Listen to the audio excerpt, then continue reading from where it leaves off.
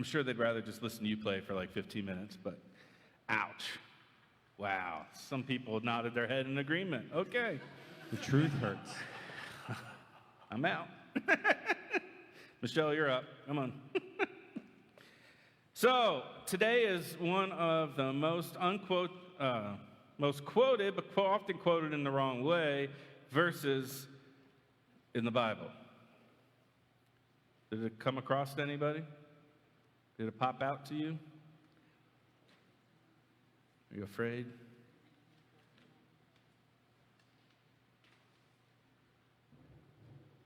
God is faithful, and God will not let you be tested beyond your strength. It's often in a different translation, a different phrase. It's usually how we hear it, the way it's in the New Revised Standard Version that we use. God will not give you more than you can handle, right? That's what we always hear people tell us. And then someone dies. And I always kind of wondered, well, apparently that was more than they could handle. And maybe that's a little crass way of putting that, but that's the reality, especially as we look around and we know in the midst of everything there are people dying all around the world of hunger and starvation, people dying of war and bombs when they're just in their apartments or in a theater or in a hospital trying to give birth, right? There are people who are killed because of who they are, how they look like, what language they speak, whom they love, how they identify. There's people who are killed and die of, the elements. We have people in our own community that we've tried to help and serve that died freezing to death this past winter here in York, right? We have lots of things that kill people. How's that for joyful? But it's reality, right? Could be a heart attack or stroke or whatever it might be. God does not give you more than you can handle. Well, yes, that's correct. However, God doesn't give you all of these things. God doesn't, let's see, it's morning in the East Coast. Let's see, Chris, cancer, right? Doesn't wake up and go, I think I'm going to give Eleanor a stub toe today, or whatever it might be. That's not how this works. And yet, that's often the way that we use this phrase. We try to make people feel better. God won't give you more. You'll be fine. God won't give you more than you can handle. But what does that even mean? And why would God give me so much pain and suffering and something that's going to kill me? Because that's also what you're trying to tell me when you say that to me. God's giving you pain. God's giving you suffering. God's giving you hunger or homelessness. God's giving you bigotry or hatred. God's giving you all of these different things. Because God knows you're strong enough to handle it. Well, why in the world would God do that? Right, if we think of God as our Father, our divine parent, our, holiest, nicest, best parent in the world, why would you as any parent want to make your child suffer? What, to toughen them up? To make them figure it out? Maybe. But that's different. Probably not going to make them suffer. But you might give them tasks. You might give them things to struggle with. You might give them things to do to try to help them grow in their ability to live in the world. That, sure, God can do. And so that's why I said this text is often taken out of context and used in a way that actually, in my opinion, is very damaging. That any bad thing that might happen, my house burns down overnight, oh, don't worry, God won't give you. Why would God burn my house down?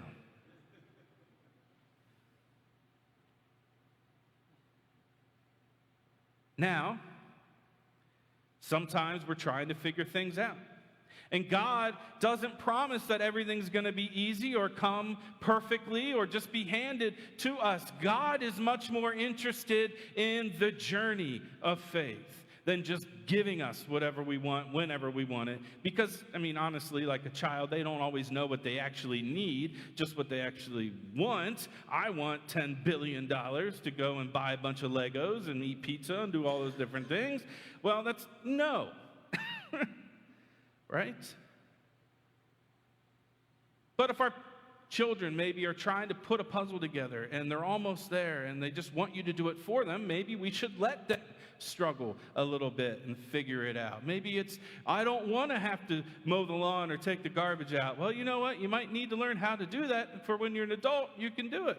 Right? Not everything is given to us. Not everything is free. Not everything is just here. Have whatever you want, do what you want, and everything's fine. And so there are times in our lives where we do have gifts and abilities and struggles in our lives. There are times when we face things and God says, I will walk with you through this. But I'm going to allow you to struggle, to figure it out, to thrive, to do these things to help us through. But let me tell you, and you can all tell me I'm wrong if you want, God does not create all the evil things that is often associated with, don't worry, God won't give you more than you can handle. Because what Paul is telling us in this letter is that God gives us things specifically based off of who we are and our gifts and what God is calling us to do. It's not just random troubles.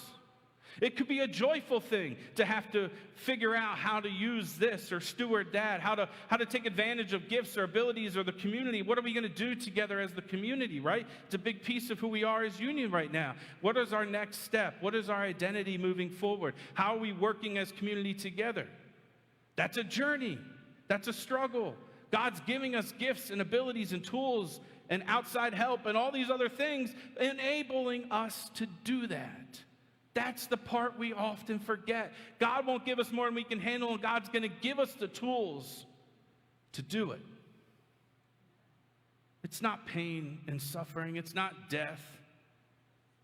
If God's going to give us a test, quote unquote, if God's going to give us something to work on, where God is more interested, as I said, in the journey than just the results, God's going to provide the way to get there. Yes, today we struggle with, not only in this text and the one from our first reading and our one from Luke is our gospel lesson, but today we really focus on people's understanding of why do bad things happen to people. And this is something we're going to explore more. Here's my commercial. In our adult Sunday school time, faith formation, after this, we got a quick video on why do bad things happen to good people, and we're going to talk about that. We're going to dive deeper into this subject than we can do right now. But we look at them, they come to Jesus. Well, what was so bad that the Galileans had their blood mixed with the sacrifices? Why were they killed by Pilate? What'd they do? Jesus says, do you really think they were worse than anybody else? Or the tower that fell on the 18 from Siloam, right? Were they the worst people in their town, so the tower fell on them? The people driving on the bridge in Pittsburgh, were they the worst people that the bridge fell out from under them? The women in the maternity hospital where they were bombed in Ukraine, were they the worst soon-to-be mothers of all the other ones in Ukraine or in Europe? The people who froze to death in York, were they the worst people in York County? The people suffering and dying of hunger around the world, are they the worst people? Right? This is what Jesus is struggling, pushing, making them struggle with. He says, no, that's not how God works. That's how humanity and sinfulness works. God is faithful. God doesn't promise everything's going to be perfect all the time, but God does promise that throughout the journey, God walks with us, and that death no longer has the final say. Yes, we have a God who came into this world who understands what it is to suffer, to be rejected, to be killed and murdered and tortured and all those things. We have a God who walked this life, who knows all these things, a God who knows our experience, a God who continues to journey with us. And a God, as we said, with covering the cross so that it can be revealed again on Easter. A God who takes an instrument of torture, occupation, subjugation, and death. An instrument of fear and torment. And creates life, hope, love, and eternal salvation. God does not create this pain, this suffering. But, as Jesus is saying, God can work through it to create relationships, love, unity, life, and hope. I've shared this before. I'll share it 100 other times. My brother went on a mission trip down to Louisiana after Katrina. They went to help clean and rebuild. Big sign on the church they stayed at said, Hurricane Katrina, natural disaster. Responders, act of God. Right? Because we like to call bad things acts of God. Try to switch that in your narrative maybe to natural disasters or incidents or things like that. No, God is able to work through pain and suffering, right? As I've been in ministry, as I've worked in hospital settings, as I've been around death and suffering, been around pain in this world, I see how God reacts by sending each other, by pulling people together, by creating new relationships or rekindling old ones, by helping people come together in unity so that they can serve and help and build as they move forward. God did not create the pain. God did not create the suffering. God did not create the accidents or the pain or the death. God did not create these things, but God was able to work even through death to create hope and life.